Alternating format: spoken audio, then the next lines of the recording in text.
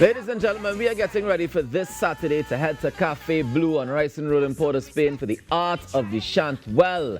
It's happening and you do not want to miss it. This is going to encapsulate basically the sacred martial tradition of Kalinda and the artistry and creativity of Caribbean performance as well. This morning on the show to chat a little bit about it, I want to welcome pointer of Bois Academy of Trinidad and Tobago, Jamie Philbert. She's also an interdisciplinary artist, scholar and Bois woman.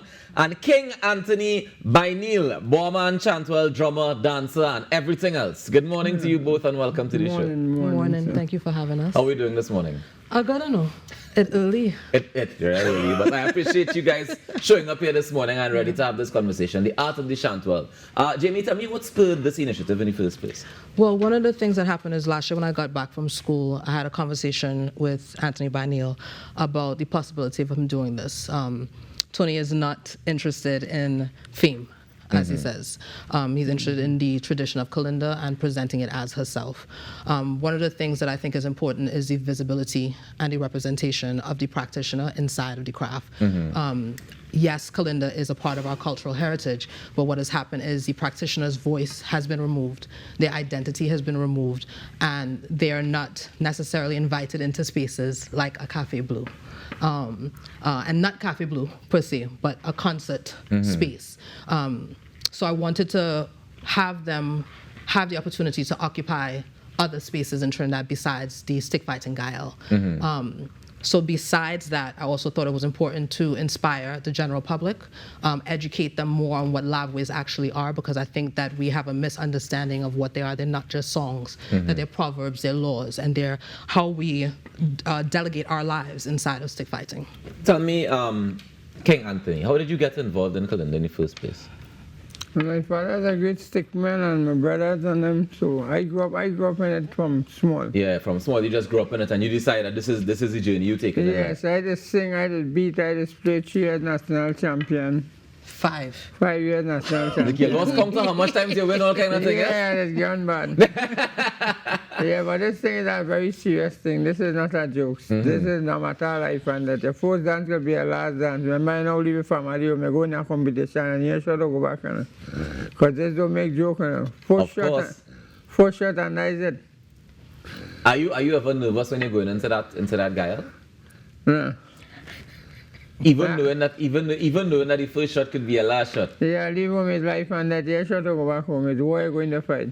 So then, I'm very curious as to what motivates you to continue doing that, to continue going in and saying, I know that I could lose my life if I go into this guile. Yeah, because it's a serious thing, it's a culture business. I try to keep up our history and for years our culture and the thing. If it does go down just so nobody will stick with us that way, so I just try and keep it up. Nice. And much of youth men like myself. Yeah. I hear you. So then on Saturday, what can we expect at the show? Him chanting lavways. Well, I just singing lavway and things. Yeah. That's not just the different lavways that we hear during the stick fighting. So there'll be a compilation of lavways that are sang in the guile. Accompanied by the drums. Accompanied by the drums. Right. So just the way to be presented in a guile normally. The difference is that it's going to be on a stage, right? Tony also will be expressing some of the meanings of the lavways. There are multiple meanings inside a lavway. So one lavway could have multiple meanings. Right. The lavways are instructional. So to the fighter inside of the ring, the drumming is also instructional. So it's not the same drumming in particular is instructional, but Kalinda drumming is instructional to the fighter and telling them when to dance, when to cut, right? And the same thing that Tony does as the voice of the guile. Now, Tony, when you're in that guile, I mean, you're telling me you're 5 times national champion. What is that experience like going into the battle of the national championship? That's a real belly. You have to be real brave because when you go inside it, everybody want to be a champion. So when you meet up a man, them fellas are playing, everybody trying to take you down.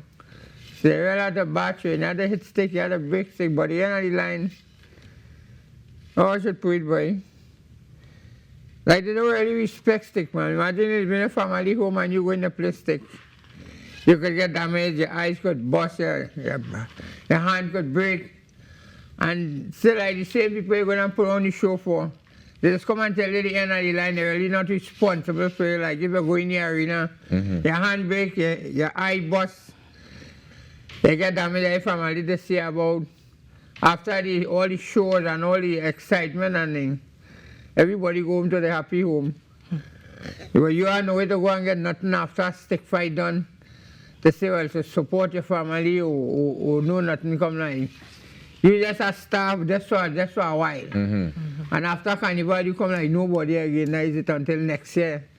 But tell me something, historically and culturally, has that not always been the case? Because I've never been a stick fighter myself, right? But in terms of reading the history of stick fighting and things of that nature, I know that we had a time when, yes, carnival, everybody comes alive. And then you go back to your regular life until carnival comes back again. Is that the same way that stick fighters operate? Stick fighters are fighting stick or playing stick and dancing stick and singing lavway throughout the entire year. So while the rest of Trinidad is not seeing them inside a carnival, they still have. Also, most of the Bois men and Bois women I know have normal jobs. That's what I mean. Yeah, so they go to their jobs, but that doesn't mean that their livingness of Kalinda stops in any sort of way. So we could be saying on Lyman how we talking right now, and a lavway will bust out.